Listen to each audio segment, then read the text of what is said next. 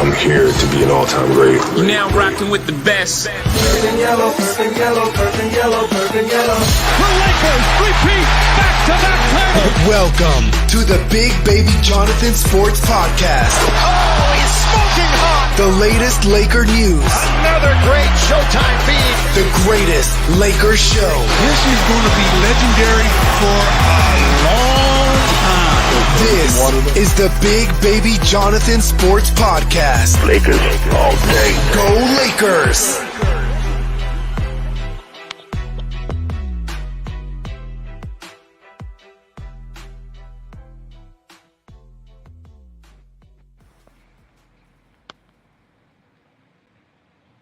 What's good, everybody? It's your boy, Big Baby Jonathan here. Got a very special edition podcast. Three-time NBA champion of the Los Angeles Lakers, man, Byron Scott.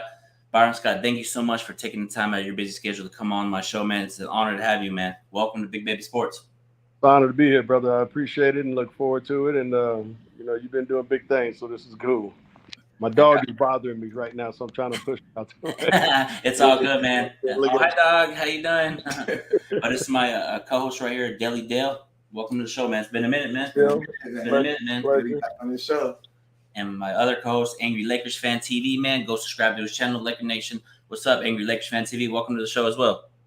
I can't stop smiling, bro. It's a fucking honor, man. Angry Lakers fan. All right, brother. Nice to meet you. But yeah, man, let's get into the topics, man. Tell us the journey that you guys are on with the Showtime Lakers, man. How was that like playing with Magic Johnson back in the day? Tell us a story about that.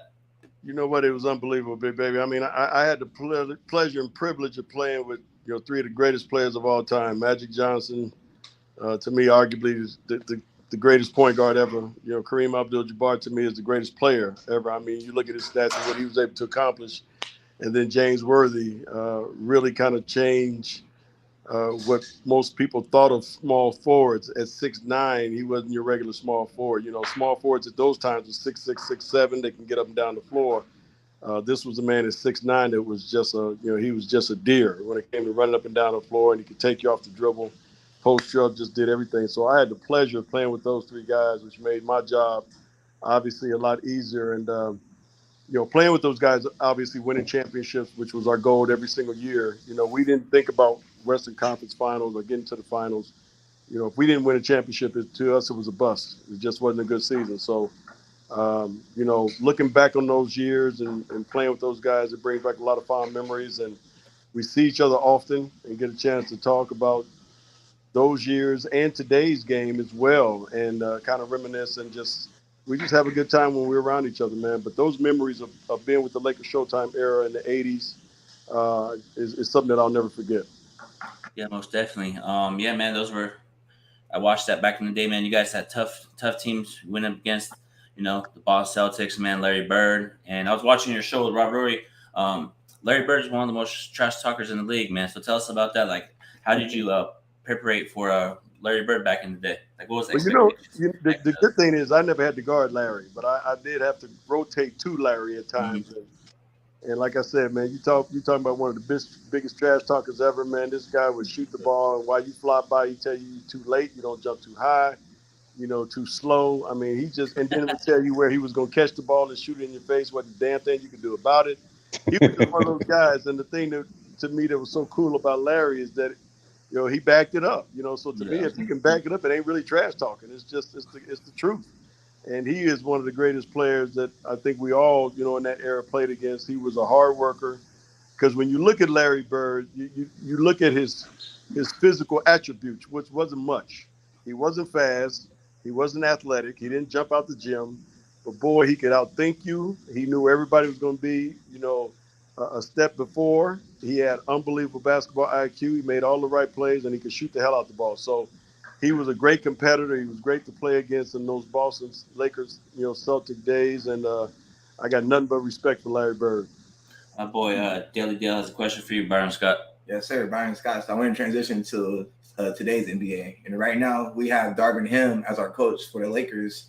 What advice would you just give him from just coaching the Lakers and really being a coach for years? You've had that spotlight and that passion to do that. What advice would you give Darvin Ham? You know what? The first thing I would tell Darvin is just be yourself. You know, that's the best advice I think you can give any coach. Just be yourself. Go in there to do the things that you know you're capable of doing. If you need advice, he's been an assistant for a long time, so I'm pretty sure he has a very good idea of how he knows and how he wants things to be done. And players these days are smart. If they figure you out as a coach and they don't think you know what you're doing, they're going to expose you. So I would just be myself, go in there and just demand, first of all, defensively. They got to get better on the defensive end.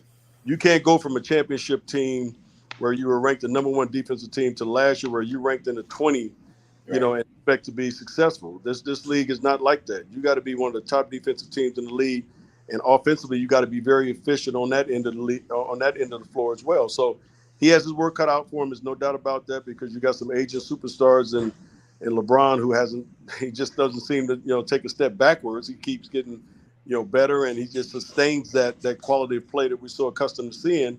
Russ, who I'm a big fan of Russell Westbrook, but he's going to have to play defense, obviously.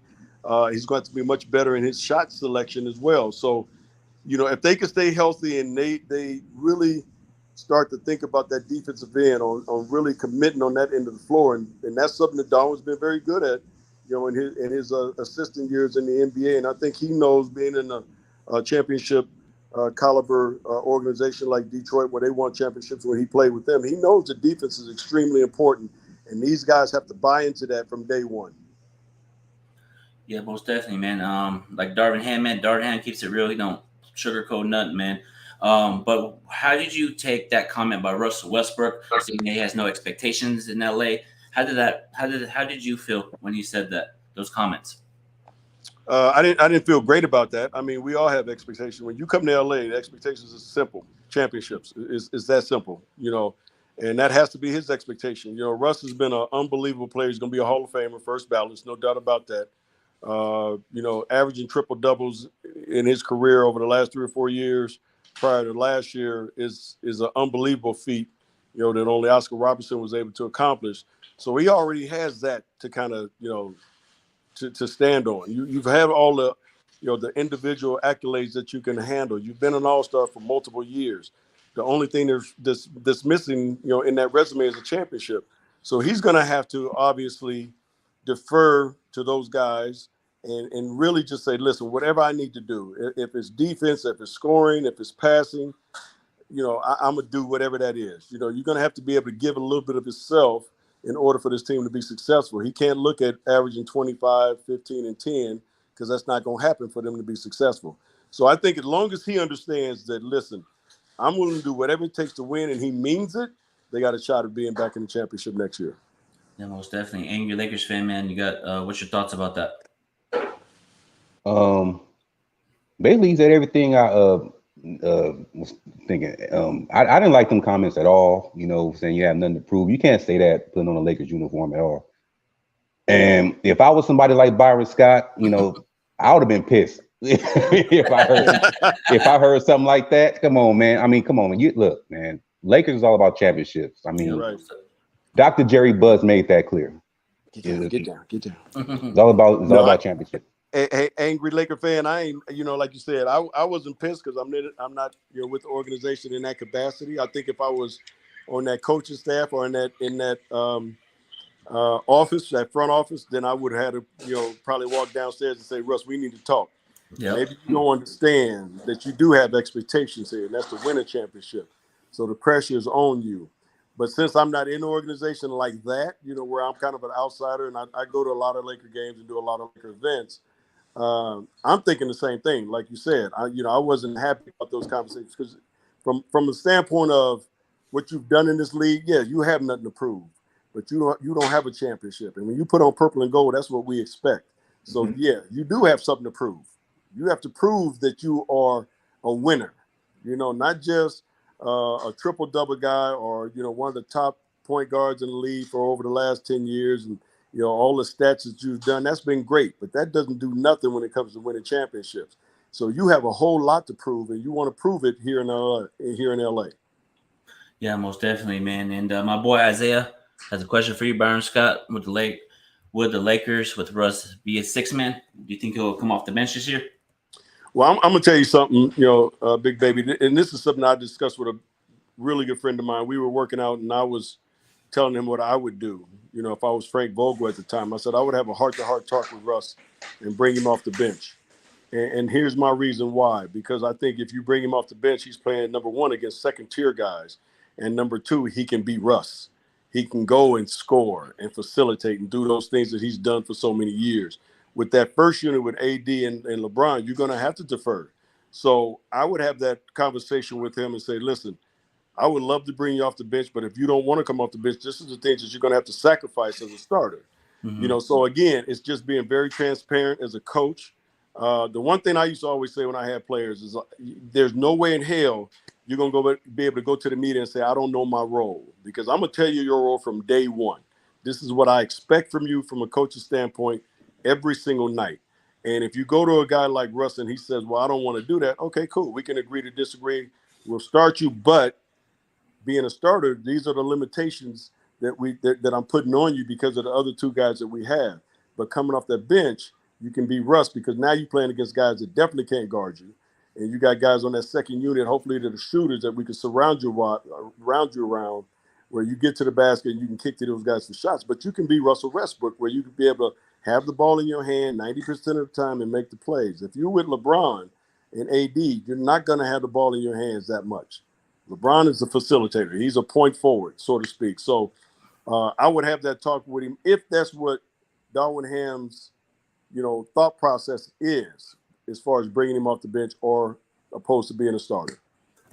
And then I want to comment on that, Byron. So last year with the Lakers and how they played and everything, of course, besides being healthy, all of that, like I really felt like Russ was doing Russ things. He just wasn't being efficient. And that was the biggest problem. And this season, I feel like exactly what you said, defense is another thing that Lakers have to get back to. Like we traded all of our defensive players that we had at the time for Russell Westbrook. So it's like, I know that hurt us, just for, Kyle Kuzma going away, Montrezl Harrell, people like that, KCP, those are really our defensive players. Right. So we're looking for that for Russell Westbrook. So I really feel like if we can just be healthy and really pick up the defensive end, I really feel our offensive traits would just start coming like naturally. And I really think that.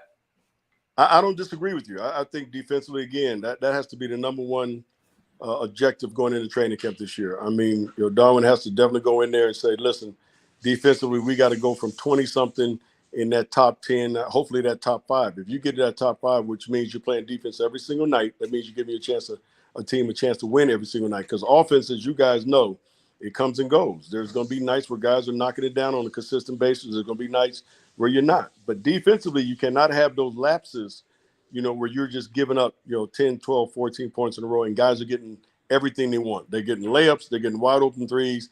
You can't have that type of defensive effort. So on the defensive end, if they have that effort every single night, they're going to get themselves a chance to win. And they have to recommit themselves on that end of the floor. If they're serious about trying to win a championship this year, Golden State looks good. Boston over there looks good. There's some other teams in the West. Denver's not going anywhere. Phoenix is not going anywhere. The West is packed. So in order for them to be successful, every single night they got to play on the defensive end. That can get your offense going anyway. That's when you can get Russ in the middle of the court, on a fast break where he's going up and down off of rebounds and turnovers. That's when those guys can run and be the athletes that they are. But they got to play defense every single night in order to do that. Right. And then I also have one more question. So do you think Anthony Davis, do you think he can be in the MVP conversation this year? I think so. I think Anthony Davis has MVP written all over him. He has the MVP talent. There's no doubt about that. And everybody knows when Anthony Davis is healthy, he's one of the top 5 players in the NBA. He does it on both ends of the floor. The thing that he does on the defensive end, he makes up for a lot of mistakes, from perimeter players when guys are getting by you because he's so long. He's such a great athlete. He's such a great shot blocker, that he can be a factor on that end of the floor. He's great offensively because he can take you outside. He can take you down low. He's so long and athletic, he can get pretty much any shot he wants. If Anthony Davis stays healthy and he is mentally there this year where he knows that he's got to come every single night, I think without a doubt he can be in the MVP conversation. Go ahead, Angry Lakers fan TV. What you think? Well, I actually got a question for him. Because I might not get a chance to talk to Byron Scott again. So I got to ask this question. What was going through your mind in 2002 when you found out you had to coach against the Lakers in the finals? You know what? I was extremely happy. Number one, because I got a team over in the Eastern Conference that everybody, when I took the job, told me not to take it and turned them into a championship quality basketball team. And I was very proud to be going against an organization who I had a lot of pride in and a lot of respect and a lot of success with. So I looked forward to it. I really did. I looked forward to the challenge of playing against the best team in the NBA, which was the Lakers at that time. And you had Kobe and Shaq and, D-Fish and Robert and all those guys. I knew it was going to be an uphill battle because, first of all, Shaq, you just have nobody that can guard Shaq. We had nobody that could match up against Shaq. And we had Kerry Kittles and Jason Kidd and guys like that, and Richard Jefferson, who we felt could match up pretty good against Kobe. We knew we couldn't stop him, but we knew the biggest negative that we have as far as going into that series was Shaq, and he destroyed us. But I was very proud to be playing, to be able to bring a team, to Staples Center at the time for a championship, as a coach. So I was very, happy with the fact that I took a New Jersey team from 26 wins to 52 wins and to the NBA Finals 2 straight years and losing to the Lakers. If there's any team I wanted to lose to, I wouldn't mind losing to, it was the Lakers. So it was kind of a double-edged sword for me. I was extremely happy to get there. Not happy that we lost, but happy for them that they won. Most definitely, man. Well said. Well said. Well said. But gotta get into it, man. Kobe Bryant, man. Tell us a story about Kobe Bryant when you first came to the Lakers and you saw him practice. Did you know right then and there that he was going to be great when he first came to the Lakers practice? When you had because you were his teammate at the time. Yeah. I did. You know what? It took me probably a week because he had broke his hand when I first met him. The logo talked to me and told me that, we got this kid, we just drafted this kid and he is unbelievable. And I said, what kid you talking about? He said, Kobe Bryant. I said, wait a minute, that little 17-year-old kid you talking about? Said, Byron. Well, he used to call me young man. Young man, this kid is going to be unbelievable. Best workout I've ever seen. I said, really? He said, yeah. So when I get on the team, he had a broken hand. So I got to know him before he really stepped on the court. And a week after him stepping on the court and me just kind of watching him, I said, man, this kid's going to be unbelievable. And the fact that I was able to just sit down and talk to him on the bench, talk to him after practice, talk to him after games. And he would just, really just ask me question after question on things to do and how to prepare for this and that. And a lot of people gave me a lot of credit for mentoring Kobe. But I tell you, a lot of that was, it was mutual. We seemed to just be drawn to one another. I was a vet that I was on my way out after another year or two. And I saw this up and coming rookie that I knew had unbelievable potential. And I remember doing an interview with Kobe and I said, mark my words, this kid is going to be unbelievable. And to be honest with you, he surpassed, what I thought he would be. I didn't think he would be the number 3 scorer in NBA history. I didn't think this guy would play 20 years and live up to everything, the expectations that Jerry West has set upon him. Not only live up to it, but surpass it. I mean, his work ethic was historical when you talk about somebody who really worked their ass off on a day-to-day basis, who wanted to be great. And that's what he told me when I first asked him, what do you want to accomplish in this league? He said, I want to be one of the greatest of all time. And I looked at him and told him, you will be, because I see your work ethic. And he was that and some. And, I am very proud to have had a little bit to do with that, to be a part of that. And obviously, you guys know he will never be missed. I think about the guy almost every day, and it's not something that comes along during the day that doesn't bring back a memory of Kobe and some of the things that he was able to accomplish, some of our conversations. And he was just a special young man. Yeah, man, Kobe, man, will be missed. He motivates me, he inspires me, man. He followed me on Twitter. Me and him had a private conversation, man, and look up to Kobe when it comes to this podcast. I put in my work each and every day. I look at film. Like after this podcast, I'm going to look at film, what to do to get better and move forward. Kobe Bryant is always in there. That's the Mamba mentality. Yeah. That's the Mamba mentality. because I want to. My dream is to get the owner of the Lakers on my channel, Genie Bus. That's the ultimate goal. I'm working my way up to it. I know it's going to come. That's how confident I am. You'll do it. You'll get it. Yeah. So another question. How did you feel that last game of Kobe Bryant, 60-point game? Coming into the game, did you think Kobe Bryant was going to score 60 points? I had no clue. You know what? My whole objective that year, I remember starting that year, and I said, my job this year is to develop these young guys, which was, Julius Randle and Jordan Clarkson and Larry Nance. I said, I want to develop these young guys. That's number one. Number two, I want to get Kobe to game 82 relatively healthy. I want him to be able to play that game and go out the way he wants to go out. Now, when that game started, he was like 0 for 5, and I was just like, man, I just don't want him to go out this way. And then he got fouled, hit a couple of free throws, and then the ball got rolling. I never imagined him having 60 points on his last game, and I don't think I'll ever see that again in my lifetime. It was one of the most memorable games that I've ever been a part of, and that's as a player or as a coach. And for him to come off the floor and give me a big old hug and tell me he loved me, and I told him how much I loved him, it was special. And it's just one of those games that you'll never forget. Everybody at that arena and people at home that were watching, 10 years from now will remember exactly where they were when Kobe Bryant had 60 points in his last game. And it was just one of the best performances I think we'll ever see in our lifetime. And I don't think it'll be duplicated. I don't think you'll ever see somebody on their last game at 37, 38 years old, 36 years old that will have 60 points in their final final game of the season. And but that's Kobe Bryant. He geared up basically for that game as well because he knew that was our plan, was to get him to game 82 relatively healthy. That's why I cut his minutes and all that stuff down during the regular season. That's why in practice sometimes I told him just go over there and sit down. Some days he would call me at 6 a.m. and say, Coach, what are we going to do today? I said, well, you're going to stay home. You just stay home and we're going to practice and I'll see you tomorrow, and that was the type of relationship we had. But that game, I'll never forget that game as long as I live. What you think, Daily Dell? Man, I have another question. So with playing, playing in the NBA at an early age where you were playing that to coaching it, it's just like, can you talk about like the rules and like how you had it to adapt to like coaching nowadays than like how you were used to playing it back then?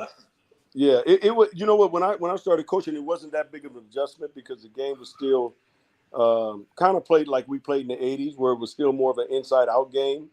So you still had a bunch of big guys around, like the Shaqs, the Tembe Mutombo, and all those guys, Alonzo Mourning. They still were all playing. So you really wanted to start your offense inside out.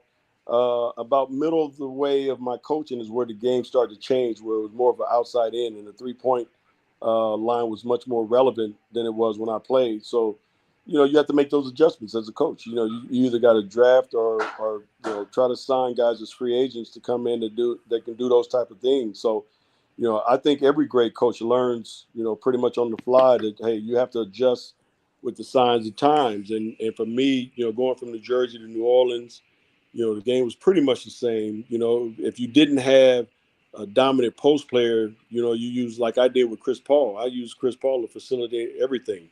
We ran everything with Chris Paul, every pick and roll, just to make sure that we had the ball in his hands and he was making the decisions, because we told our players, and we felt this for truth, to be the truth, is that he could get you a better shot than you can get by yourself. Because he's going to draw a lot of attention. And then the game has changed to now where, you got guys like Steph Curry, excuse me, who can, step across half court. You got to guard him. So it's a totally different game now where the 3-point, play is so much more, relevant than it was when I played. And, if you're going to survive as a coach in this league, you got to be able to adapt to that as well. Go ahead, angry Lakers fan. Go ahead. I don't know if I'm gonna call it putting you on the spot, but I gotta ask this question. All right. I heard you say in the documentary that as a rookie, your teammates used to test you at times. Did a fight ever break out that nobody know about?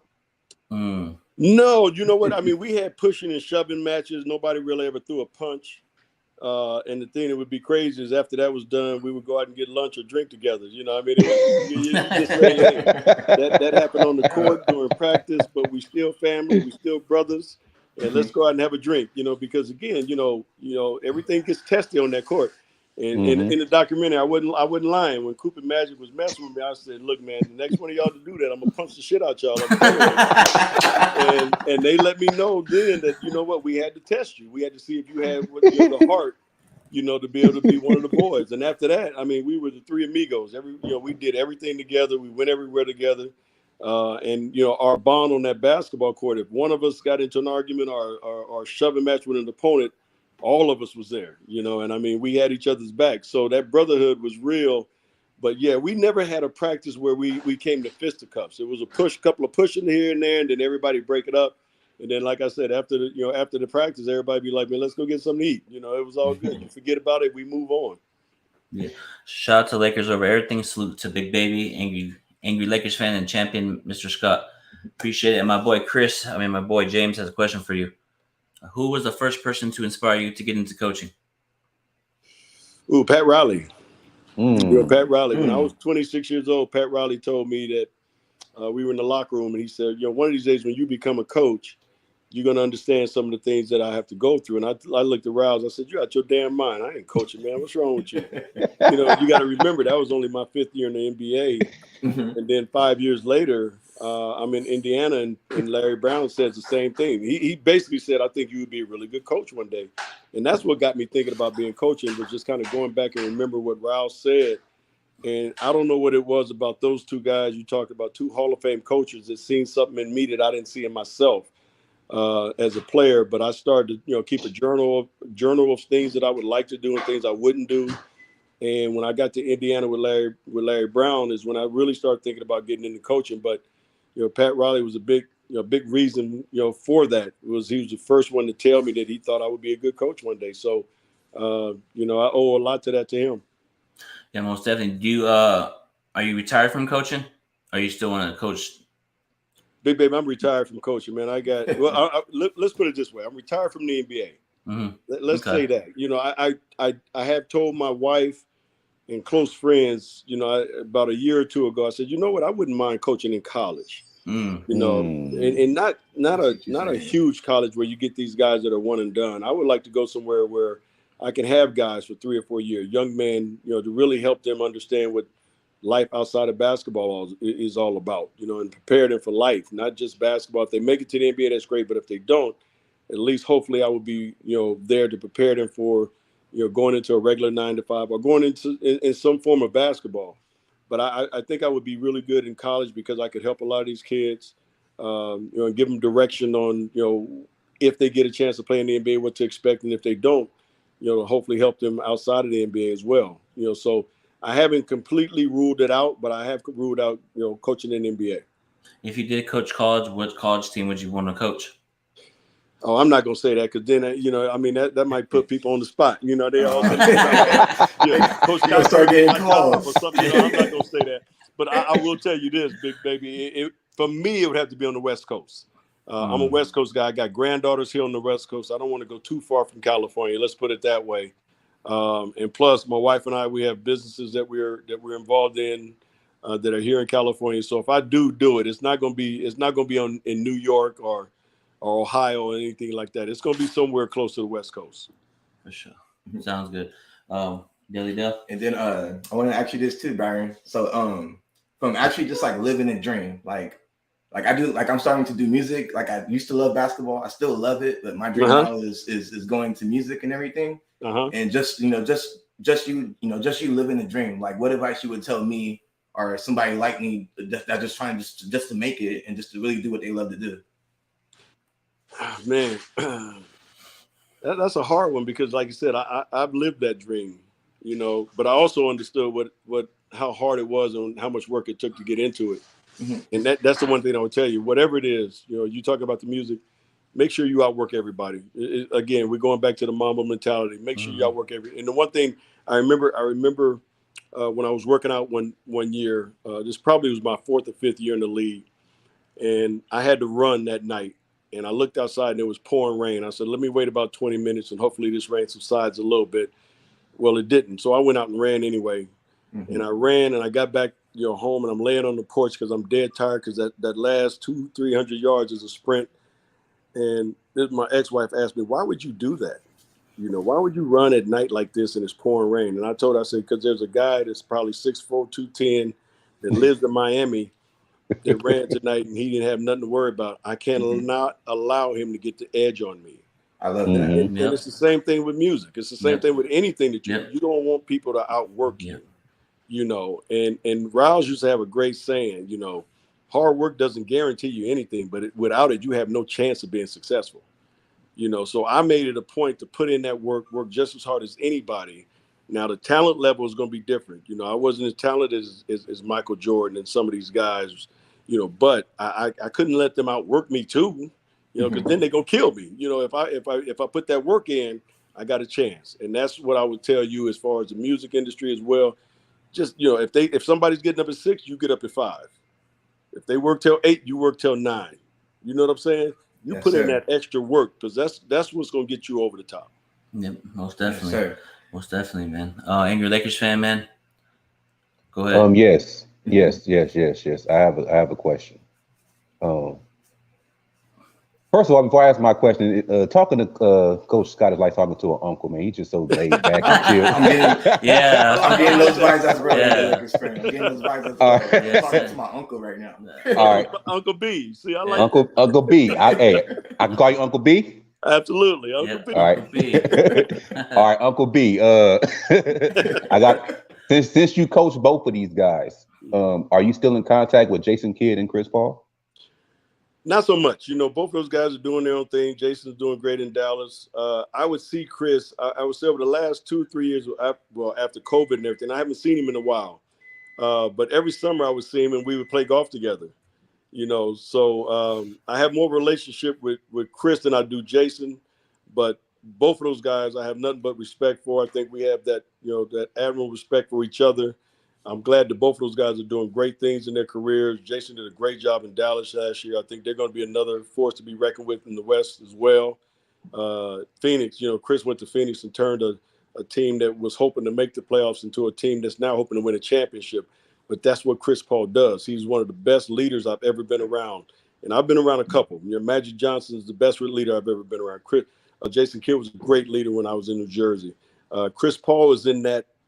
He's in that talk when you talk about great leaders and great teammates. He's one of those guys that will give you his shirt off his back to be successful. So I haven't talked to neither one of those guys in a while, but I think they both know that coach is always looking at them and wishing them the best.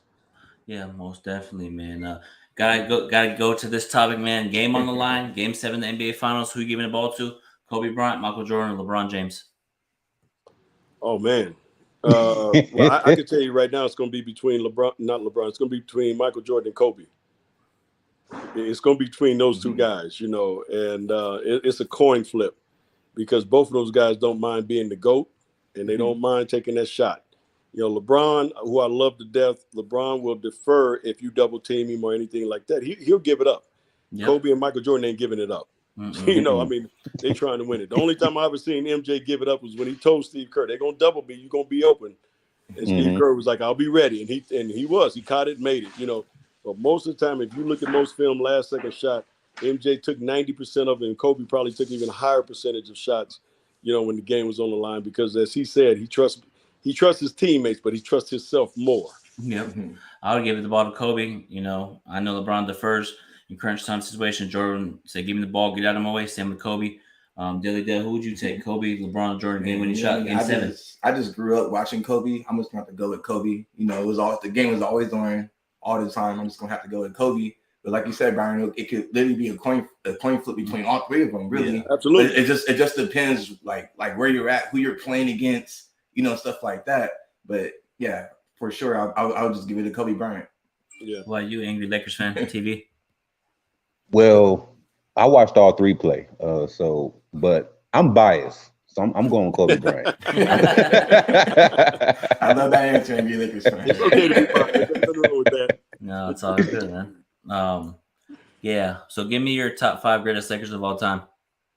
My top 5 greatest Lakers of all time: Kareem Abdul-Jabbar at the center. Magic Johnson at the point guard. Kobe Bryant at the 2 guard. Elgin Baylor at the 3.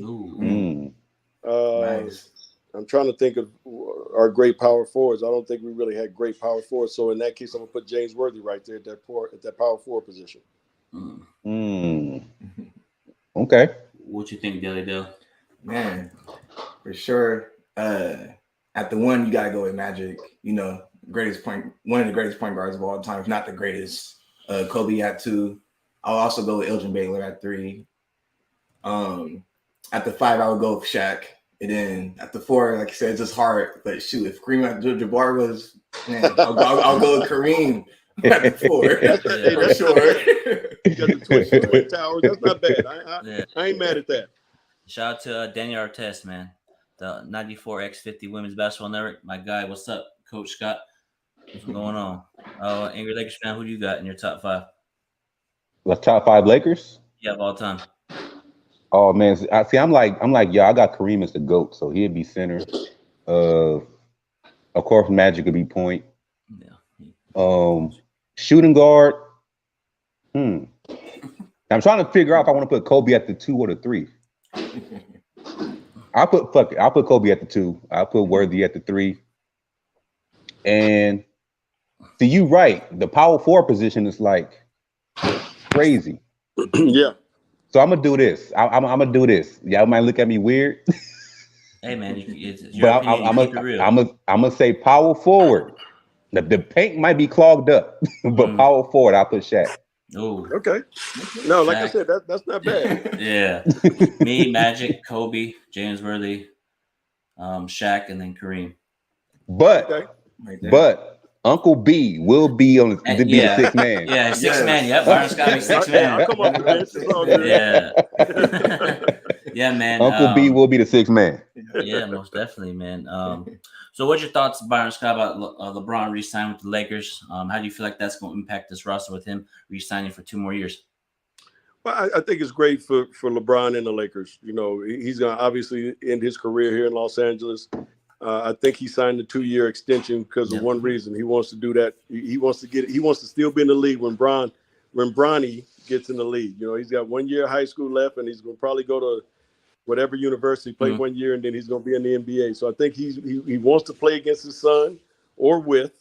And, you know, once that comes true, I think LeBron will be done. But I think it's good for the Lakers because they know they can still attract other people to come here, you know, as long as LeBron is, because he's a winner. And hopefully in those 2 years, they get another top-notch free agent that he'll be able to pass the torch. And we don't have to go back in that lull of going back down to the bottom before we get back up top again. So I think it's a good move on the Lakers' part. Yeah, most definitely it is, man. I'm excited, man. The front office is going to do what's best for them and the franchise. And shout out to my boy James about the top 5 greatest Lakers. Well, we forgot Pau Gasol. He's just getting the jersey retired too. March 7th. Yeah, he was a 4. Yeah, Pau Gasol's up there, man. You know, Pau Gasol was a 4. My bad, DeAndre. Yeah. My bad. Yeah. My bad. Yeah, man. The Spaniard. Yeah, he was good. Yeah, I liked his game. I used to play basketball. I emulated my game after him. Congrats, Pau Gasol. Any final questions for the GOAT, Byron Scott, man? You have any final questions for him? Man, I just appreciate you being on my homie's podcast. Got the merch I appreciate right here. you coming out, supporting the podcast. Definitely check into my music. I will tell you about it. I will put it in the comments, whatever. I would definitely want you just to check in with my music and just let me know how I'm doing. Yes, sir. Angry Lakers Fan TV, man. You have any final thoughts for Uncle B? I actually have a final thought and a final question for Uncle B. All right, go ahead. Okay. My final thought is I'm really glad you're one of the humble ones to come on this podcast. It was very fun talking to you. Oh, thank you. I'm a huge Laker fan, and Showtime was one of the greatest eras I ever witnessed. I'm just glad to be talking to you right now. It's very, it's the dream come true for me right now. It's been a pleasure, believe me. Yeah, most go ahead, English fan. This is my question. Growing up in Inglewood, passing by the Forum, did you ever think you would play in there one day? I did. And again, I think, you know, when we talk about, you know, trying to fulfill dreams, you know, you got to speak it to an existence. And you know, I would go by there when I was in junior high and high school, and I would tell my buddies, I said, I'm gonna be playing there one day. Now I didn't think I was gonna be playing there one day as that being my home arena. I just thought I would be playing, against the Lakers at some point in time in my life. So I said that when I was 12 years old. I said it when I was in junior high school. I said it when I was in high school. And then obviously when I got to Arizona State, I could see that reality becoming a possibility, So I had always told myself I was going to be in the NBA and I was going to be playing, at the Forum. Now, like I said, little did I know that was going to be my home arena, when I started. But I think, again, when you're talking about trying to fulfill dreams, it's not only the work you got to put in, but it's the belief you got to put in. You got to have that belief in yourself. As I said, I used to always say, I'm going to be in the NBA. And if you don't believe it, because I had a lot of people tell me, man, please, you ain't going to make it to the NBA. I was like, all right, all right. And all those naysayers just gave me added motivation, So, I did believe I was going to be there. And I believed I was going to be playing against the Lakers at some point in time. But to start my career off, as a member of the Los Angeles Lakers was something that I didn't think about. So that was like talk about a dream come true, because that was my favorite team growing up. To be able to play and put that purple and gold on was an honor, So, but when, again, yes, I thought about it at a very early age that I would be playing in the NBA, that I would make it, and everybody that told me I wouldn't, I just used that as added motivation. Yeah. Most definitely, man. Most definitely. Byron Scott, this was a long time ago. I think it was Kobe's final game. I tried to get a picture with you. I got a picture of you you were leaving. I think it was the open practice. Oh, yeah. Yeah. And you were at Pachanga, too, in Temecula. Yes. I'm always up there. And when I try to sneak in, Pachanga said, "Nah, big baby, get out of here." But I made my way in through I know my ways. I made my way in and took a picture of Julius Randle and all that, man. But yeah, man, it's an honor. Thank you for coming on, man. Everybody go subscribe to Angry Lakers Fan. And Byron Scott, you need to go on Angry Lakers Fan show soon, man. Yeah, man. Angry Lakers Fan, holler at me. Holler at Uncle B and let me know, and we can do that. All right. I'm going to take your word for it. How can I get in contact with you, bro? Just follow him on Instagram. Hit me on my Instagram, official Byron Scott at gmail.com. Just hit me up, man. Holler at me. Give me some dates. We'll figure out a time. I'll come on and we'll do our thing. And go subscribe to Byron Scott's YouTube channel, the Byron Scott podcast, man. Just saw that show of Robert Ory, man. It was a good one, man. Yeah, man. You know what? That's a lot of fun. I've enjoyed doing that, speaking to a lot of people that I have a lot of respect for and that are friends, that are good friends of mine. And I tell most of them, I said, listen, we always kind of catch each other in passing. We never really had a chance to sit down and have a conversation, not an interview, just a conversation on things that you've done and where you've been and where you're going. And it's been a blessing to be able to sit down with some of the people that I've sit down with. So, yeah, if you can go on to Off the Dribble with Byron Scott. Check it out. Check out my podcast. And, we have a lot of fun on it. Yeah, most definitely, man. Thanks for everybody watching. And make sure you guys subscribe to the channel, man. We out. Peace. I'm here to be an all-time great. You're now rocking with the best. Purple yellow, purple yellow, purple yellow, purple yellow. The Lakers repeat back-to-back title. Welcome to the Big Baby Jonathan Sports Podcast. Oh, he's smoking hot. The latest Laker news. Another great Showtime feed. The greatest Lakers show. This is going to be legendary for a long time. This is the Big Baby Jonathan Sports Podcast. Lakers all day.